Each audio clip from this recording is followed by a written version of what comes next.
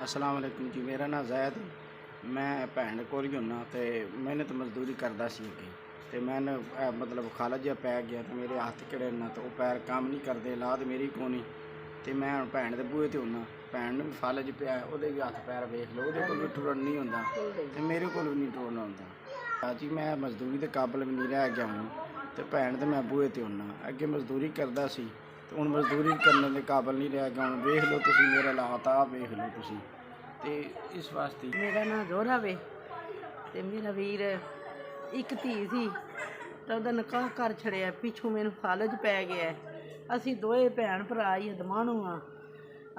ए वेख लो हत्थ पैर जेहड़े न ये सीधे नहीं हो सकते। मैं अपने पैरों ते खलो भी नहीं सकती। मैं किसी दी मेहनत किसी दे घर जाके भांडे तक नहीं धो सकती। मेरे हत्थ पैर इंज चिब्बे डिंगे होए न। असीं दोवे भैन भरा कल्ले हाँ, घर विच खाण पीण जोगी भी कोई चीज़ नहीं।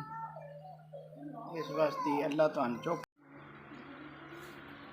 मेरे सोहणे वीरो, अल्लाह तुहाडा भला करे। अल्लाह तुहानू चोखा देवे। 5000 रुपया तुसें दिता है। अल्लाह तुहाडे बच्चों की लंबी जिंदगी करे। असीं भैन भरा कुछ नहीं कर सकते और साडियां भैन भराओं दी दुआवां तुहाडे नाल। अल्लाह तुहानू चोखा देवे, तुहाडे बच्चों का भला होवे। मेरे सोहणे वीरो, अल्लाह तुहाडा भला करे। मैं भैन दे बूहे ते हुन्ना, कम्म नहीं कर सकदा, मथाज हो गया भैन भी ते मैं भी दोए ते मैं भैन कोल ही हुन्ना। एक ही साडी बच्ची आई, असां ओहदी कर छड़िए शादी। हुण भैन ते मैं दोए इकट्ठे ही हुन्ने आ ते भैन ते मैं दोए इकट्ठे ही रैह्ने आ इक घर च। मेरे हत्थां ते फालज पै गया ते मेरी भैन दे हत्थां ते भी ओह् रोटी नहीं पका सकदी। मैं भैन कोल ही रैह्ना। असीं दोए भैन भरा इकट्ठे रैह्ने आ। मेरे सोहणे वीर जवानियां माणो, अल्लाह तुहानू चोखा देवे। मेरे सोहणे वीरो, साडा कमाण वाला कोई नहीं।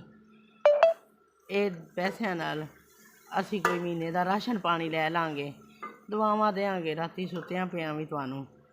अल्लाह तुहानू लम्मी जिंदगी तुहाडी करे, अल्लाह तुहानू चोखा देवे। मेरे हत्थां ते भी फालज है ते मेरे भरा दे हत्थां ते भी फालज है। असीं भाई कम्म नहीं कर सकते, देख लो।